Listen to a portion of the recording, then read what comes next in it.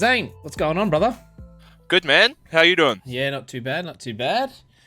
How's everything going in the NFT world? Uh it's going good. Yeah, I think there's a obvious bit of a dry spot in the market, but I'm still keeping myself really busy, like no matter the conditions. So I love it. I'm pretty happy with it. It's good to hear. It's good to hear. I know the main reason I wanted to have a chat with you because there's a few different things you did. NFTs are a little bit different compared to a lot of people, right? Yeah, I took a pretty unorthodox approach to it, I reckon. Yeah. Do you want to tell us how you did it and why you did it that way? Yeah, for sure. So essentially, I wanted to prove that without, just as an artist, without any sort of initial funding or, web development knowledge or anything like that, you can sort of make it in like the collectible side of the NFT world. So, like, obviously, anyone can get into like making, their unique one of ones, doing whatever it is they normally do. But I wanted to prove that, like, you don't actually need software development knowledge and all this other yippy stuff just to be able to get a collectible, like a collection going. So I come up with a bit of an unorthodox method to randomly generating traits for like a base character sort of thing. Yep. It all started from just a character that I had been working on for years, honestly, and I just wanted to make a new profile picture of it because no one had ever really seen it before. Yeah. And then I sort of thought, there's a way I could figure out a layer system so that I can just, whenever I feel like it, change my profile picture to have the same guy but different colors and clothing and stuff. And I thought that could work as an NFT. And I was like sort of drawing a bit of inspiration from some other collections, just like the popular ones like Bored Ape and stuff. And I thought, if I can get enough of these traits going, I can come up with some sort of systematic, configuration, like just, do a random dice roll, and if it hits this, it gets this trait sort of thing, and figure out a way to make certain things rarer than others. So, and I did it, and yeah. How long did that take to? Because I know that I know that. So for people that don't know you, me and you kind of were on the same path for about 3 years, right? In the same kind of industry. Yeah, the esports, and all that stuff. Yeah. So a lot of people who do know you know that you went on this this tirade of smashing out graphics for the Power organization. Yeah, that probably grew like a majority of my following, I reckon. Yeah. Yeah. So talk me through that. I'll tell you what happened with me as well, because Power started, right, and then like it was just a quick post that they put on social media. It was nothing crazy, right? And then, as usual with graphic designers, sorry, they design, banners or something to kind stream packages, all that stuff. Right. Yeah. So I did that for the Power as soon as it came out, and I then saw that you did that, and I was like, all right, well, I'm not going to continue this because one. Mainly because like I knew that one, I don't have the time and effort that you have. Yeah, I was really available at the time. Right? Yeah. And I knew that you were just going to be pumping out shit almost daily to the point where not many people would be able to keep up. Yeah. Right? So it was talk us through like the reason for doing that. Was it like, did you actually want to join Power? Was it like a clout thing? Was it like trying to get your name out there? Because a lot of people will do it for clout, really. Yeah, for sure. Well, essentially, like I was already looking for a team to grind for before Power came out, and I started with RBK. I just wanted to join a team. It was to get my name out there and to have something under my belt as far as like some official esports sort of experience as well. And it was just cool to be part of a team. But yeah, I started with Raised by Kings, which was, I think, I can't remember who owned that team. I can't remember if Arab actually owned it or if he was just part of it. Arab was part of it, yeah.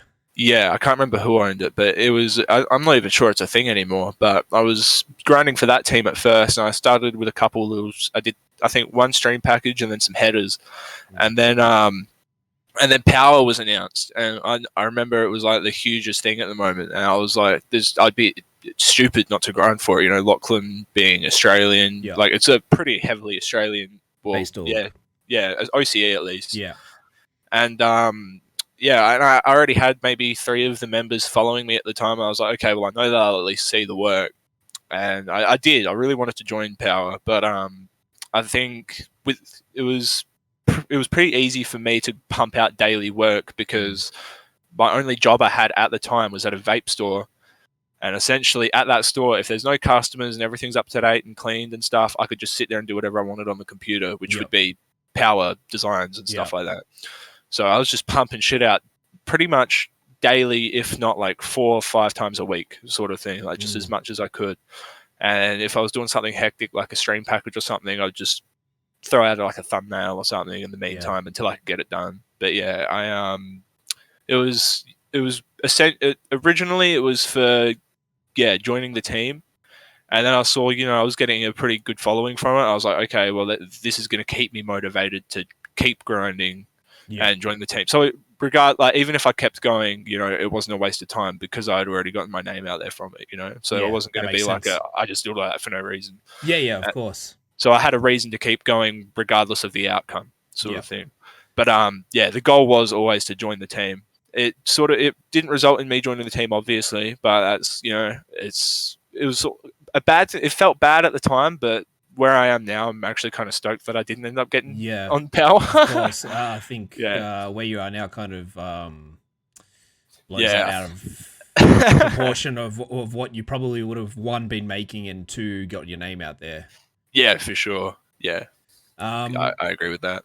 So a lot of your work, before the power grind and stuff like that, a lot of your work is like graffiti inspired and influenced.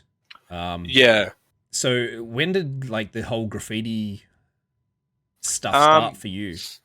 Well, I was it was primary school. I would have been in year 5, maybe pushing year 6. And so I would have been like maybe just 12 years old, like give or take. And I remember seeing this bloke in my class. His name was Moen, and he was basically just doing these little throwies. And for those that don't know what a throw is, it's just like bubble lettered graffiti, basically just something super easy. And I was like, hey, they look pretty cool. And he was like trying to teach me how to do it, and I was like sort of nailing it perfectly. And I went on Google and I figured out that the ones that he was doing in his book were straight off of Google Images. And I was like, all right, well, that's a bit cheesy. So I'll go back there with something better from Google Images and try and show him up. And then it just sort of, I got into just, trying to prove that I was better than the people in my class at graffiti. And it was sort of like a trend at the time. You got like you got phases where it's like, people stretching their ears or shuffling, all that sort of stuff. Graffiti was a big trend at the time, and I thought, I'm going to try and be the best, better than anyone at the school. And it got to a point where I was no longer just copying off of Google, but I would take like 50 different styles off of Google and try and, well, not 50, but and I would just try and merge them into make my own sort of style at the time. And it was sort of working, and I was just sort of showing people up, being able to do it freehand without looking at any other screens or anything. And then it got to a point where me and my friends, we would do little sketch battles, see who could do the other person's name better, sort of thing. Well, their tag. And I was just doing these crazy, wild things that people just couldn't even wrap their head around. They're like, how do you how do you do that on the spot? And it's like, when you put so much practice into something like so abstract, you can just sort of picture it on the paper before you even start drawing it, and then you just sort of follow it as you go. And I basically went from doing it in my sketchbooks to selling canvases in my city, sort of thing, just for people, like birthday presents, stuff like that, like $30 a pop. And then I started doing it digitally since I had started picking up the whole graphic design thing, like Photoshop, all that, and I just started doing it digitally. And it really I didn't really show it off on Twitter or anything until I'd already sort of gained a name for myself. So I was like, I'll see if the people like my graffiti stuff as well, and they did. So that's why it's so prominent on my social media and stuff now. So were you into art before like graffiti came along? Like, were you into like drawing and things like that, or was that the time period where it just kicked off, like you just wanted to do that? I was never able to draw before then, and to this day, honestly, I still don't think I'm really good at drawing. I can only really do like graffiti or street art styled characters and stuff. But like if you ask me to draw someone's face right now, I'd literally butcher it so hard. It would look terrible. But the thing I liked about graffiti characters and that is you don't have to follow like a certain I don't know how to put this, like you don't have to follow the science of like the human human structure. face. Yeah. Yeah, like you could make one eye huge, one small. It doesn't Yeah. have to even be part of the face. You know what I mean? Like it could be Yeah. floating Yeah. off here, all that stuff. I really like that. So Mm. it was just somewhere that you don't really have to be insanely good at drawing to be able to do like a cool little graffiti character. Yeah. Yeah, And but I never drew before graffiti. It all started with graffiti. and were you into the whole street scene? Yeah, a little bit. Yeah, I had my fair share of legal walls and maybe not Yeah. so legal walls, but but yeah, it was a probably like mainly the typical like hip hop graffiti, all that sort of stuff. I did smoke a lot of weed when I was younger as well, which Yeah. I'm glad I quit doing because it's really not good for you at such a young age. Hey, but I was heavily involved in that whole street sort of scheming sort of thing. How long like were you doing that for? Because like you obviously started graffiti at 12, which was year Yeah. 6-ish.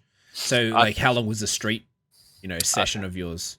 Yeah, I think I was really heavily involved in the whole street thing until I was maybe 15 or 16. So I probably stopped, hanging out with all the wrong people when I was about like 15, 16 sort of thing. Yeah. That's around about the time I got with my girlfriend as well, who I've been with for like 6 years now. Mm. So I think around about the time we got together, I stopped hanging out with those guys and hanging out with her. And I still love my hip hop and my graffiti and all that, Yeah. but I'm not so living that culture anymore, sort of thing. I'm Yeah. more digital now. Speaking of your girlfriend, do you think she was a reason that you stopped it? Probably, yeah. She definitely helped me quit smoking cigarettes as well. That's for sure. Yeah. And just making me like a better version of myself, sort of thing. Like I wanted to impress her as much as I could at the time. So I just sort of stopped doing all those hanging things. Around the streets wasn't something that worked. Yeah, exactly. Yeah. So going back to this new NFT collective street melts that you're doing, right? Yeah. You blew up pretty quick. Yeah, it was went from one drop in, I think, what was it, 8 hours sold out? I think the first one, I did it maybe 2 hours before I went to bed, and then I had to get up really early for work the next day. So it was less than 8 hours it sold out, I reckon. And that was 100 pieces, right? Yeah, at 0.02 ETH, which was pretty good at the time. Yeah. Still, not as high as it is now, but it was, affordable, and it was like any cheaper than that, and it would be, I don't really know how to put it. Any cheaper than that, and people would probably have an incentive to just buy the entire collection. Yeah. You know what I mean? A whale So could come along would and come buy it along all. and just smash everything. So I wanted to keep it at a price where it's fair enough for everyone to grab their own, fair share of it. Before we continue, explain to people, please, what a whale is. A whale is just someone that holds, an abundance of a certain cryptocurrency or an abundance of a collection. They just go through, they'll buy, half a collection of a really cheap NFT, or they'll own, a lot of thousands of different NFTs, even if they're only cheap. But a whale is normally someone that's fairly rich in the whole crypto NFT scene. Yeah. So does a whale buy the collective hoping that it blows up, or hoping to just resell it on seconds? See, it's still a bit of a grey area, because I think some don't mean any ill intent at all, and they'll come through and they'll buy it just to show the support to the artist and go, hey, your art's worth me buying so many of your pieces, sort of thing. And then maybe they'll hold on to it or resell it. But I think some of them, even if it's not intended, it can really negatively affect a collection or a project. Yeah. Because someone will join and say, it's the same as crypto. You see 70% of the collection is this one person's wallet. It'll just look like a rug pull. You know what I mean? So it gives, like, some people that don't understand it, they'll just sort of see that and go, oh, no way I'm investing in that. But some of them, they do really mean well. Like, I mean, I've got Senna, for example, who owns over, I think, 35 melts now. Yeah. But he never, went through and bought 15 or 20 in one drop. No, yeah. Exactly. So he was sort of really nice about it, and he was like, every drop there was, he was like, yeah, I'm going to be grabbing a few, like always. I'm like, good on you, man. Like, it's awesome. So he wouldn't go in and just try and rip everything from underneath people. Yeah, exactly. And he would, like, normally he's even bought them off the secondary as well. So he'll let people buy them first, and then he'll buy them off that person. So they get a neat little profit, and he gets what he wants. So you went from the first drop to doing, let's just say 6 hours. Let's say a 6 hour period, right? Yeah. And then what did second drop sell out in? I think the second drop was probably close to the same sort of time as well, maybe Yep. a little bit longer. I think, yeah, 8 hours, Yep. probably. And that was another 100, right? Yeah, yep. But And then then, and then the third one, no, actually, no. The second one was pretty, I think it was like 3 hours. the second one was It was pretty really, quick from what I remember. yeah, the second one was really quick, 3 hours. And then we hit a bit of a rough spot. The third and fourth drop, I think they took a little bit longer than a day to sell. So we were sort of frantic about it, panicking a little. It was so new to us. Like, we were still so fresh in the scene. We had no Yeah. idea what we were really doing. And we, dropped the price on them a little bit, and then they sold out pretty much as soon as we did that.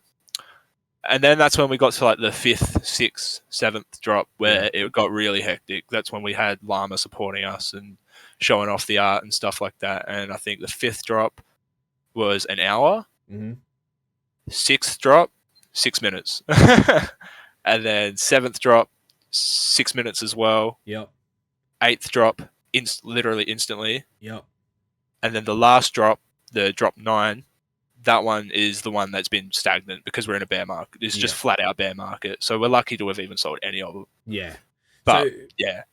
So number 4 you said was about 3 hours. So let's start there and work up to these quick ones, right? Yeah. So what was it, because NFTs blew up in general that you think you sold out quickly, or do you think the marketing that you put behind it with, getting Llama involved, giveaways with massive social media influencers? So that drop 4, I don't think we really had any big names involved in the project yet, but we did get lucky and have people like H2O Delirious tweeting at us and stuff, and just showing some love on the project. And some people were like, "Oh, this looks like pretty promising as well." Yeah. And then they came through, and I think we just had that little touch of extra support, and we sort of did some like paid promotion as well. Yeah. So we got some quick bursts of hype, and that sort of got that one selling a bit quicker. Mm-hmm. But yeah, then I think after that is when we sort of got those bigger names involved, like Llama. We got Posty on, like he was probably joined around then as well. Yeah. A few other people as well. So some cool stuff like that. And it also doesn't help that Gary V followed the account, right? That's right, yeah. So Gary V, I think, followed around then, actually, yeah. And we sort of, I don't know if you can blame us, but we milked it a little bit. We're like, hey, at Gary V, cheers for the follow sort of thing, just so people knew that he followed. Like, that's not something you really let go under. Right? Yeah, exactly. And it's not something you let go under the radar, you know what I mean? Because that's a huge name. So we just, made sure people knew that he followed us, and they were like, oh, it's got the interest of Gary V. That's that's impressive. And then, I think that helped a lot as well. Well, I think if not mentioning it would have been silly, because it's free marketing for the collection. Yeah, 100%. And 2, it's not only an NFT guy, but like just business. It's a huge business guy in general. Yeah, exactly. Right? He's probably one of the biggest out there at the moment, I reckon. Yeah. Oh, yeah. I think so as well, especially on social platforms. Yeah, he's killing it on, like, even to this day, he's still pulling like some of the biggest numbers on TikTok and stuff. Yeah. And it's, I remember seeing him on Joe Rogan probably 5 years ago now. Yeah, it would have been a long time ago. And I didn't know who the fuck he was until I watched that episode, right? And just the way he spoke, I was like, fuck, this guy. I was like, this guy's shit. Yeah, he's smart. Like, he knows what he's doing, that's for sure. And he's very well spoken. He is very well spoken. And I think he speaks to the people that don't understand larger words. Yeah. He speaks to the normal person.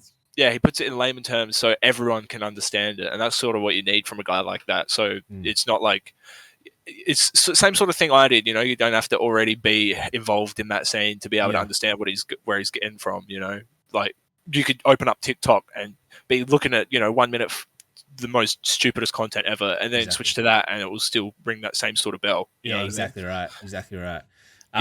Now talk to me about, bringing people on board, because it started off with just you, the first couple of drops, right? Yeah. And then it got a bit hectic, so you started bringing in people to start working for you. Yes. So I know that one guy that you got in was Hyphy. Yeah. And you got in pretty early, and I think he started doing marketing and social media. Yeah. Right? And now I believe you brought in 4 more people. 3 more. 3 more. All right. Yep. Talk to me about those 3 people, why you brought them on, and like what they're doing for street melts.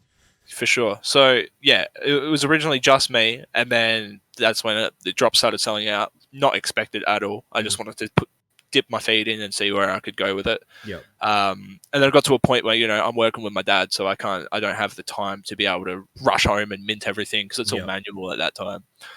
So I've brought Hyphy on board. He basically did everything that I shouldn't need to do. So basically, anything I can do, I would. But anything else that someone else could do, he would. Yeah. So social media, keeping Discord, putting it keeping it on track, putting out all the fires, all that stuff. Yeah. And just reaching out to people to try and get some marketing propositions and all that stuff. So he was like my front hand man.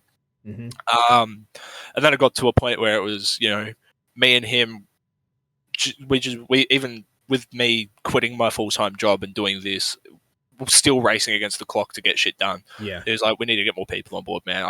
We can't do this by like just you and me. I was like, that's a good point. Like, because anytime, there's no minting to do, there was still so much other work to do. We had brainstorm, so much different stuff just to keep, hype alive and engagement and stuff. So, yeah. So before you go, let's stop there. So before you got these new guys on board, right?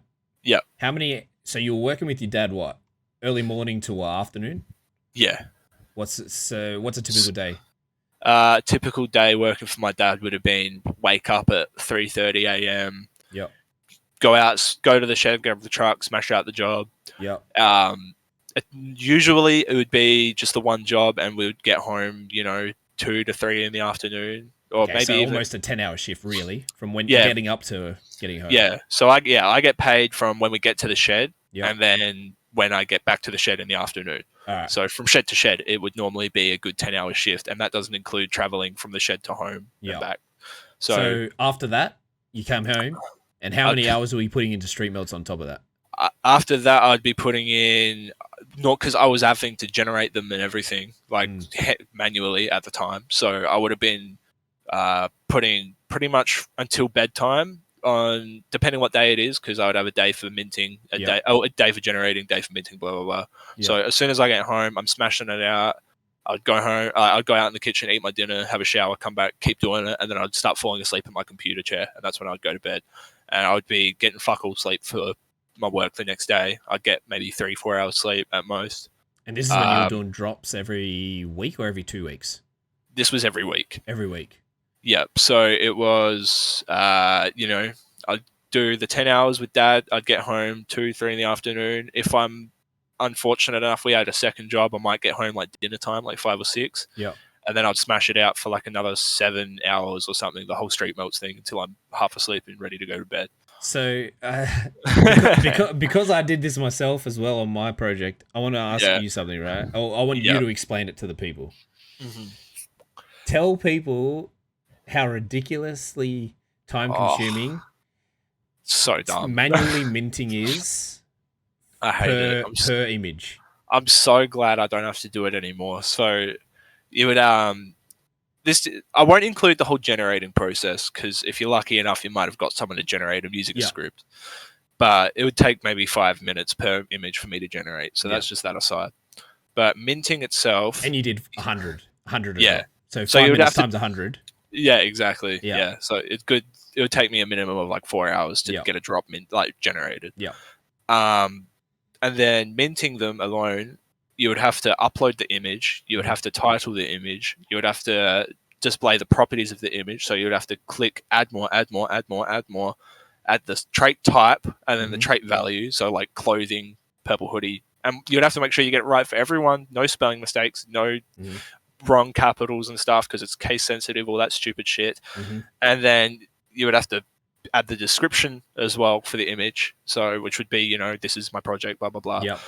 And then you would mint it, and that's just minting it, which would take a minimum of like a good, like it would take a couple minutes per one to mint. Yeah. And then you would have to, when it comes to listing them, you would have to list it Back then, it was a lot easier. The UI was a lot simpler. You would basically just set a price, and then you would have to set a date to schedule the listing for, Yep. and then you would have to set a duration that it would be listed for, and it was pretty awkward because of the calendar UI they had. The calendar UI was so difficult to Yeah, use. and then you would have to sign it off in your wallet. So Yeah. you're looking at like probably, and you would have to wait for all of that to load as Yeah. well before you can move on to the next one. So you're looking at like a minimum of like 8 minutes per thing. Yeah, Eight and times that's up. typing, right? And there's no Yeah, and that's- autofill. No autofill because OpenSea hates us. Yeah. So you would have to manually type every single thing, click every single thing yourself. No automation process there, and then you would do that 100 times over tenfold, and it would take you. I'd say it took me a minimum of 6 hours a day just to get a drop ready for a week, like a 1 week's drop. So that'd be 6 hours a day to do 100. Yeah. Okay. It was So stupid. it was. I've always thought like there's got to be a way they could have a library on OpenSea. So when you're adding your traits, you could just go like click, and it would have a drop down menu of all your traits you've added. Mhm. Clothing, hoodie purple. That would make Colour, life yeah. so much easier. But Yeah. no, or a we have to list, manually do it. even just a list of clothing that everybody uses. Yeah, exactly. A list of colors that everybody uses. Like if you just Yeah. list 100 colors, easy to go through. There's so much more they could do to make that easier for the new guys, but Yeah. us new guys, it was just a matter of click, type, click, type, click. Like Yeah. Yeah. So I went from that to, I believe, because I remember you showing us on stream one day that you already had like 1,300 minted. Generated. Generated, yeah. Yeah. Generated. So, Yeah. did you get a developer to do that for you? Did you just spend, like a week just smashing it out? How did you mint so many? So I got a guy. His name was Palmolive, and he was the one that I chose to generate them for me, and it was a pretty hefty price. Some would argue you could get it done a lot cheaper. I won't really say the price, but it was pretty ridiculous. But it was worth it because of the amount of hours it takes off my hands for just generating them. Yeah. So yeah, he generated the final 1,300, which we didn't use all of them obviously because we cut the supply so heavily. But that saved, the extra hours of sitting there. I even had my siblings generating them for me when we were doing it manually, just because I didn't have the time and I was just too tired. So I was paying my siblings like a week's wage just to generate some images for me, just sit at a computer clicking buttons. And they're like, Jesus. They're 11 and 14. So, but hey, at least they knew what they were doing by the end of it, right? Yeah, exactly. Yeah, and I had to tell them, I was like, "Yeah, there's no more work for you, but hey, you made your pretty penny." They were like, "Yeah, that's cool, thanks." Yeah. I mean, 11 and 14. Come on, like I would have killed for that sort of money. Yeah, 100%. But yeah, so I got this guy to generate them for me, but that didn't change the fact that I had to sit there manually minting them still. So, Yeah. but it did save me a lot of time. Yeah. Okay. So now we moved. We finished the Genesis collection. Yeah. Right. And how many was the final mint? So the final number on the Genesis collection is 1,446. 1,446. Does that include the one-off NFT llamas? Yeah, that includes the llamas. That's everything, even the spooky melts. That's the spooky melts. total amount of items in that collection. Yeah. Okay. And we're moving on to do you have a name for the next generation? Street Melt Society. Street Melt Society. Yep. And what's the aim for total number on these? 7,777. 7,777. And is this going to be a minting website? Yeah, this will be on a website ready to just from a smart contract. We don't want to have to mess around with the stuff we did with the Genesis collection. It's just too much time. Yeah. I wouldn't be able to get anything else done. So, and I think a lot of people would prefer the website minting, obviously. So, yeah. And the thing with the manual minting process, since you're minting directly on OpenSea, for those that don't know, if you mint directly on a website like OpenSea, it uses a contract that's called a shared contract, which means basically OpenSea decides what you can and can't do with the items. For example, if once you sell an item, you can't edit the metadata, so the traits or the description, anything like that. You have to fully own the item to be able to edit that. So we'd have to buy it back from them, edit it, and then sell it back to them, or just send it back to them. Which was some of the issues that I believe you had because there was some like capitals out of spot. Yeah, exactly. Which and gave traits of very low percentages, right? Yeah, and they never told me that you needed to that it was case sensitive as well when I was first doing it. So 2 or 3 drops in, I'm like, okay, wow, I just realized what's happening. Yeah. And it took me a minute to understand like the issues behind it. Being so new to it, new website to me, everything like that, just NFT world all new to me. I had no idea. But we basically before every drop, if I had the time, I would go through, scan, see what issues there were.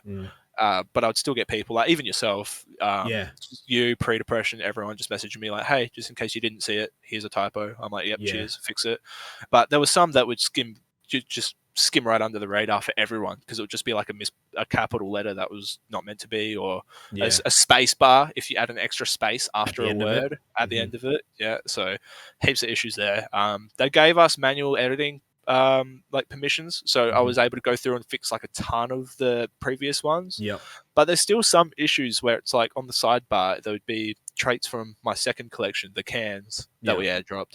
They would show up there for some reason, but when you click on that trait, nothing would show up. It would say 0 items with Same this. Thing happened on my ones when I changed it. Yeah, so it's I don't know. I feel like there's a way they could clean it up for us, but it's just so much work and hassle. It's just better off just leaving it until we've got the time, and which we just won't have for a while. So. Well, the only reason that I was messaging you and things like that because I saw people posting like people trying to, you know what I mean? They were trying to use them off. Yeah, I just didn't want people to get scammed because it's like, you know, there is, and I don't know if is there an age restriction on OpenSea? I don't think there is, right?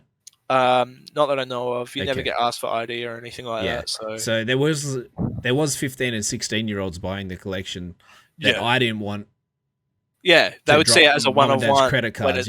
When it's really just exactly. They could get it for half the price, but someone's like, "Oh, it's a one-of-one." Yeah, and they'll sell it for double the price of what it's actually worth. Yeah, so that's what I was worried about at the time. Yeah. No, we made it pretty clear. We tried our best to announce it. Just 100%. Hey, typos are typos. It doesn't make them rarer. It's just an issue, a misprint. It doesn't make it rarer. It's not like it's not actually like Pokemon where a misprint's worth more.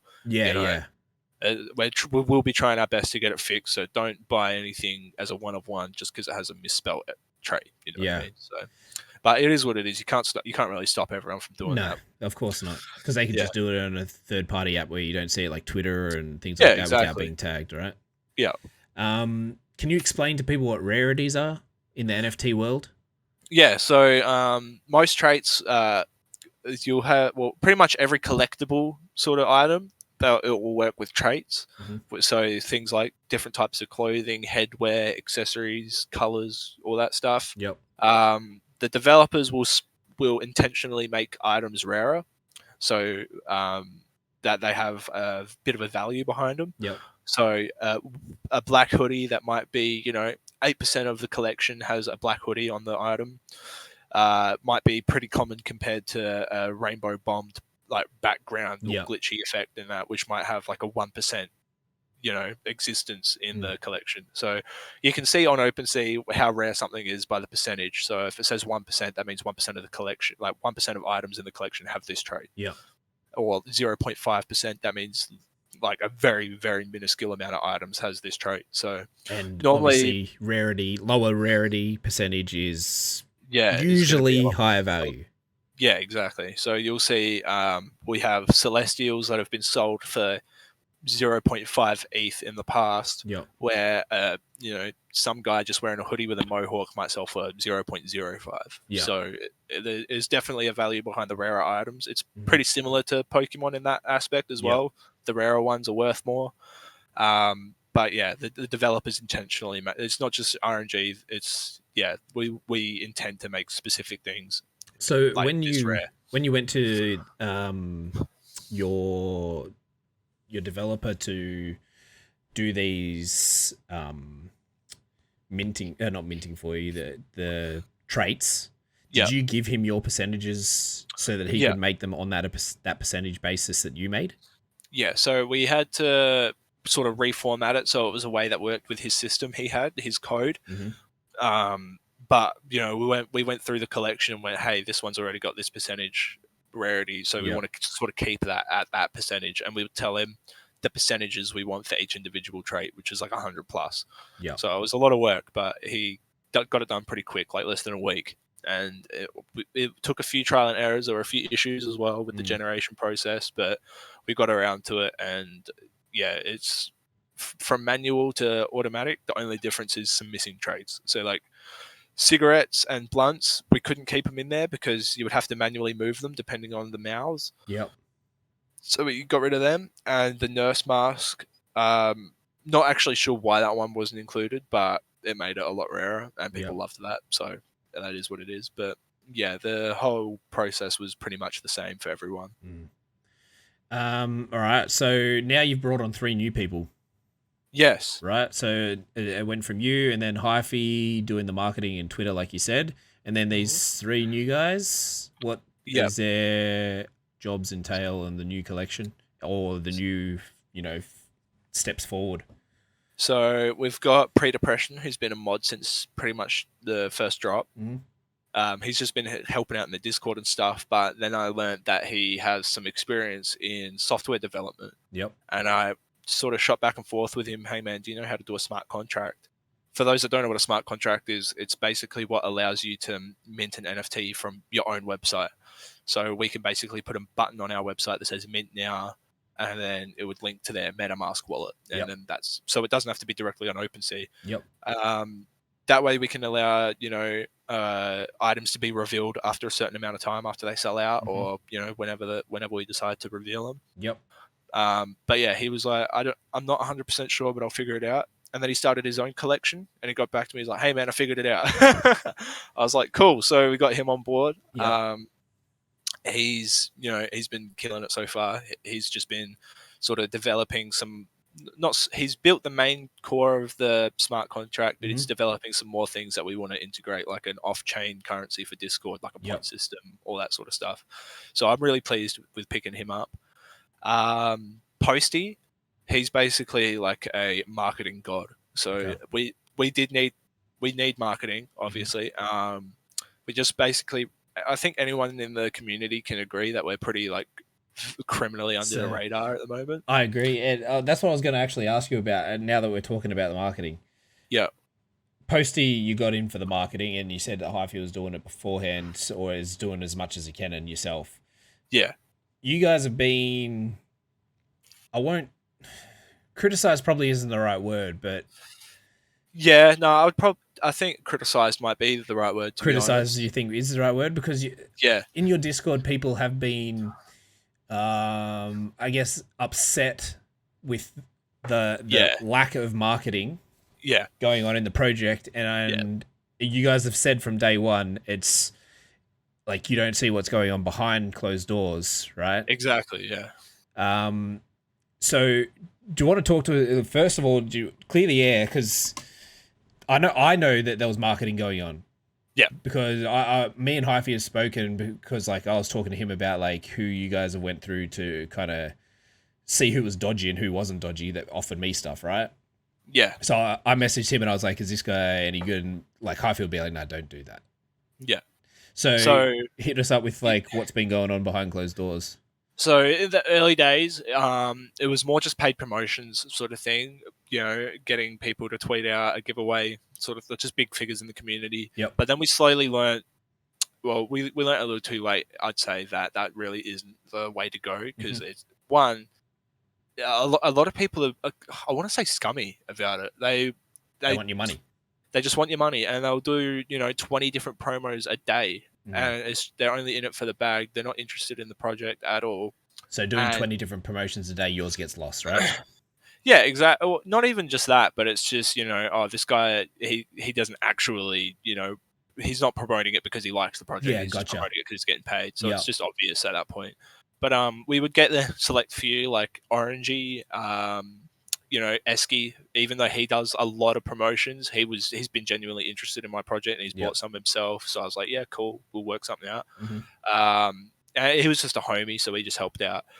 and then just a few other people as well. But we got to a point where it's like, nah, the Fortnite community's toxic as hell. They're just in it for the bag. They're just promoting 20 a day. I had leaders from teams. I won't say the teams or their names, but they're big teams, big names, and they're like verified users, and they would offer me to tweet a giveaway for 10 grand. I'm like, dude, no, that's just not. I can't justify $10,000 for a tweet. $10,000?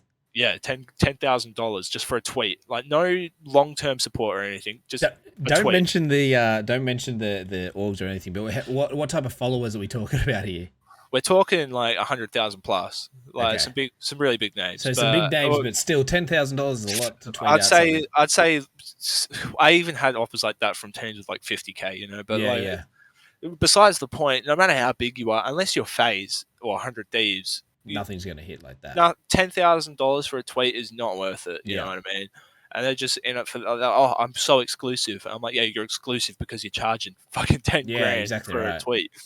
But then I would have, Posty would reach out to me. He's like, hey, man, I just want to let you know that amount of money would go a lot further with me. And I really want to support this project. And I don't even want your money. I'll do it just the kindness of my heart because I want to see a project do well. Yeah. And we sort of struck an agreement with Posty. And he's like, I can think of a million ways where you can get the same exposure from marketing without paying a dime, sort of thing. Or if you were willing to pay that dime, none of it would go to me. It would go to Posty. It would go straight to this marketing campaign, and he would just get a commission from it, sort of thing. For example, for securing it. So there were some sort of potential campaigns that involved like New York City billboards and celebrity introductions. But we had a bit of a discussion, and I don't think celebrity introductions are really a good thing all the time, because we've seen people like, I think it was Lil Uzi Vert or Trippie Redd or someone. I think it was one or the other, and it was just a massive rug pull. Yeah. And celebrities, unless you're Paris Hilton, Gary Vee, The Rock, Snoop Dogg, those are like the only four that really stick out to me that are in it for the long run. Oh, and of course like KSI and stuff like that. But these other guys, like rappers like Tekashi 6ix9ine, Lil Uzi Vert, Trippie Redd, they're just in it for the money, obviously. So, but you see people like KSI and stuff that are just like genuinely into immersed. Yeah. So we sort of came to the conclusion that you don't really want to work with someone unless they are genuine and really interested in NFTs or even just your project in particular. You know what I mean? Because then it becomes unnatural growth, and that can be really bad for a project, which we discovered. So we've been really focused pretty much since the early days of figuring out paid promotion. We figured it out pretty soon, but not soon enough, that paid promotions aren't the way to go. Organic growth as soon as the way forward. Organic, 100%. So like we've been doing the honorary melts. So we'd reach out to big figures in the community and we'd be like, hey, we made you an honorary melt, sort of thing. Here it is. And then like we had one for Crypto Burb. He loved it, and that generated more activity on Twitter than any paid promotion we've done. Yeah. And all that costed me was like an hour of my time to make the melt. So it's just a no-brainer. You really don't need to fork out $10,000 for a tweet when you can get that same audience engagement from an honorary piece of art. You know what I mean? Because that's all it is, art. It's what it should be about. But exactly right. Unfortunately, it's not always the case when you involve crypto. So yeah, exactly right. I mean, when crypto's involved, it's almost always about money.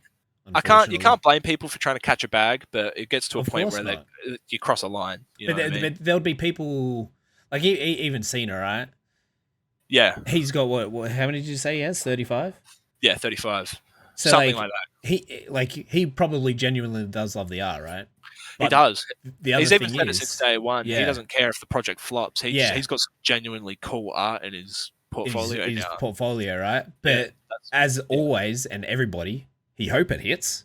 Yeah, exactly. That's a major plus, but that's not the sole reason he was invested. Exactly right. So that's Posty, right? Posty's now your marketing guy. Was he the one who said that you should be doing the one-of-ones for? Yep. Okay.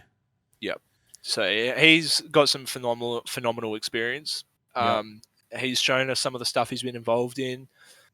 He's proven to us how exclusive he is. Like, he does not just do this for any Everybody. project that comes at him. Yep.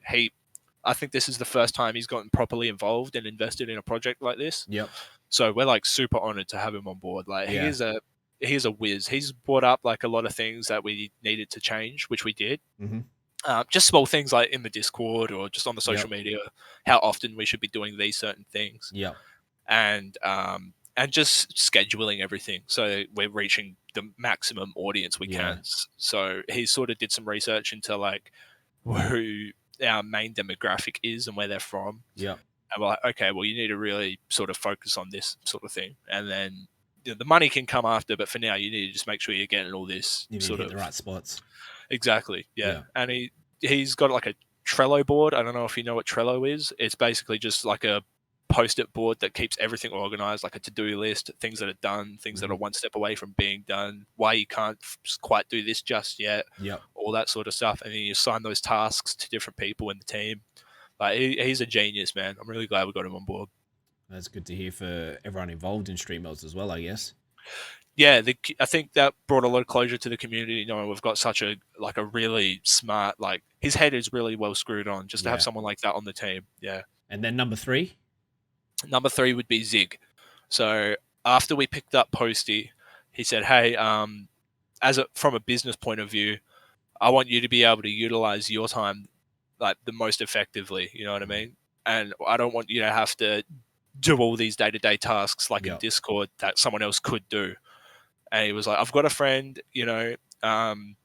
given his certain circumstances, he'd be happy to do it for free. But if I offer him just a little bit of cash, he'll be over the moon and would be, super happy to help out. Yeah. So all those day-to-day tasks that you would have to do 10 times a day, just answering the same question a million times, or, notifying people of a specific thing a million times, or updating a giveaway, all that stuff, we can get Zig on it. And, Posty out of his own wallet has told him, I'll give you this much money. And when the second project sells out, not if, he's confident about when. Yeah. When the second project sells out, give him a little extra, little payment, and he'll be fucking over the moon to help us out. So Zig, he didn't even hear about the money until after being brought on. So he was already in. He's like, hey man, hey boys, I'm super stoked to be here, like super stoked to be on the team. And then Posty's like, also I'll be giving you this much money. And Posty was like, okay, now I'm really stoked to be on the team. Yeah. So he was already invested before money was even involved. So that's really good. But yeah, so Zig's going to be the guy that does, the mainly like community management. So it's going to be just things like engaging with the community, being part of the community, but from a team member point of view. Announcements on Discord, writing up the drafts for announcements and stuff like that. Yeah. Just keeping everything clean, putting out fires, but pretty much what Hyphy was doing originally. Yeah. So it's kind of taking a bit of workload off Hyphy. Yeah, and myself, because obviously we can't be available to answer these millions of questions we get every day. So Zig's just there to sort of, hey man, the answer to your questions over here, sort of thing. Yeah. So you've got now 5 team members that are really solidly part of Streamlabs, right? Yeah. Do you think you guys will expand even further? Do you, depending on the next drop, is the workload evening out now, so that you don't think you'll need anything at the moment? I think in the future, depending on, because right now we're in a bit of a bear market in the NFT community, with Ethereum reaching all-time highs and stuff like that, just cryptos in general reaching all-time highs. Shitcoins are pumping, people are just loving crypto at the moment. So they have no reason to hold a JPEG when they could be holding liquid. Crypto. So they right now, like, the community engagement in Discord is pretty, I don't know how to put it. We can keep it together for now. But in the future, when we do get, I think it'll be very soon. Even from a bit like a marketing point of view from Posty, he's said, like, I do see a bull run coming pretty soon. So he's saying as soon as ETH hits its dip and the shit coins stop pumping, NFTs are going to boom. Coinbase market, they're going to be introduced as well. Like, I think it's over 3 million new wallets are going to be introduced to NFTs. Taken into consideration, there's only less than 300,000 on OpenSea. That's huge. That's 10 times the amount of wallets there are. So there will be a huge bull run soon. When that happens, I think that's when all us under the radar projects are going to have our big moment. And that's when I might even introduce just some Discord moderators sort of thing. Just maybe not more official team members that have the, the inside alpha on what we're doing behind the scenes. Things to control but the fire. Just people to keep those fires put out and make sure it doesn't blow out of proportion in Discord and on socials and stuff like that, just to keep everything, just to reduce FUD, all that stuff.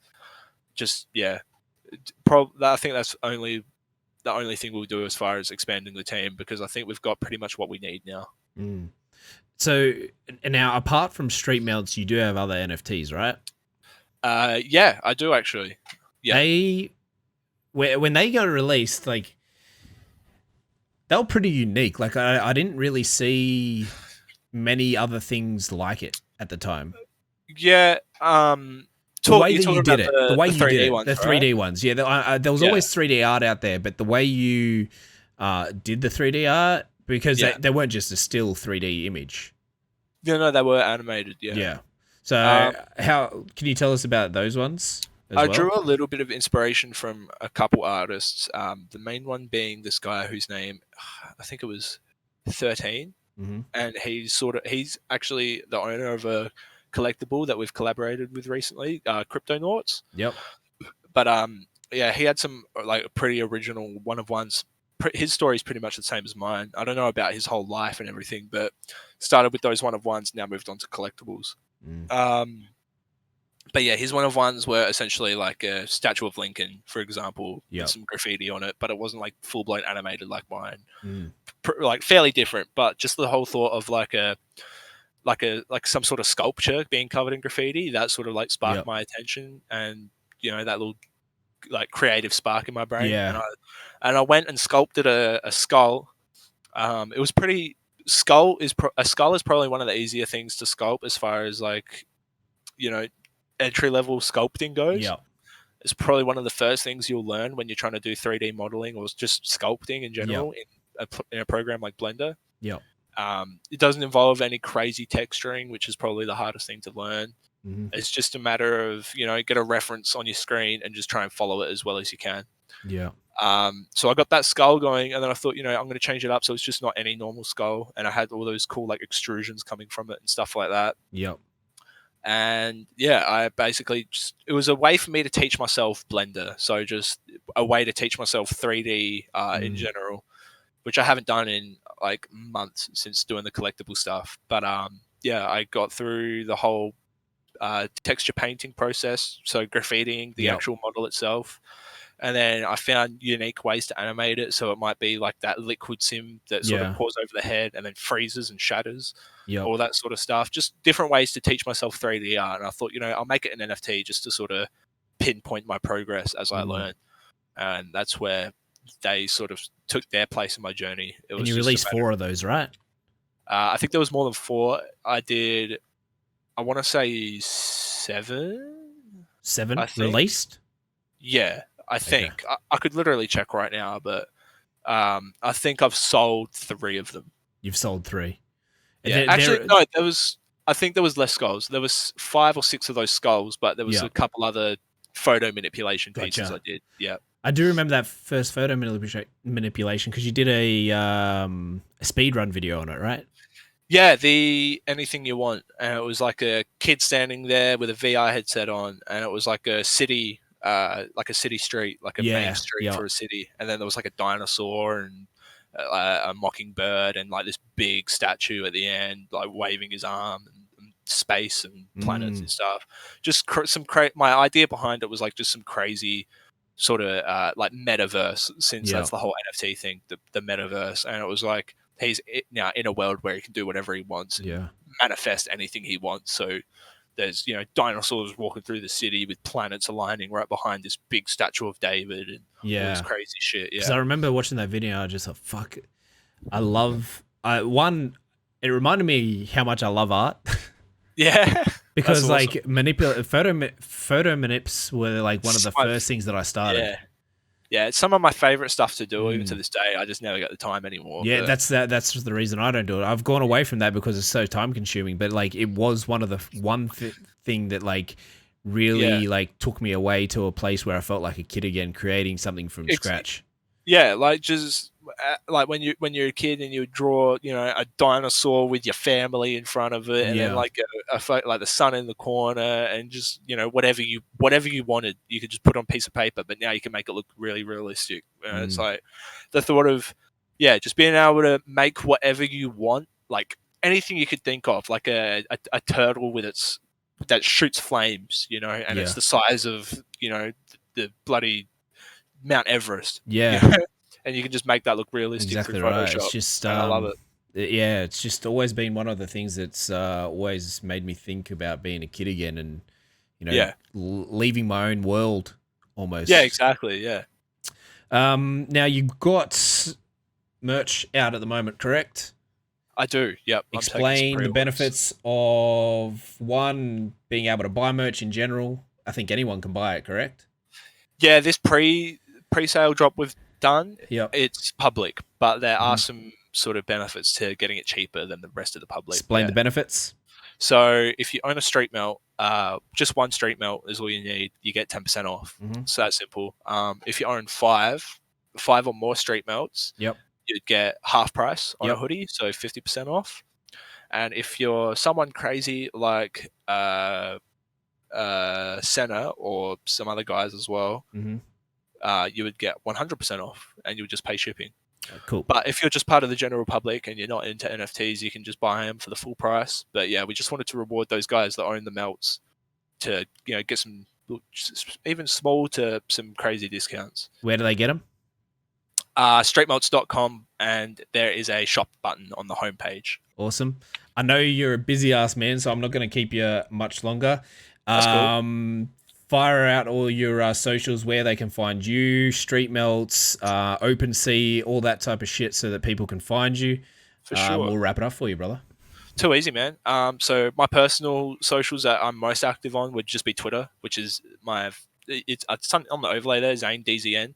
Mm-hmm. Street Melts is just at Street Melt on Twitter, no S.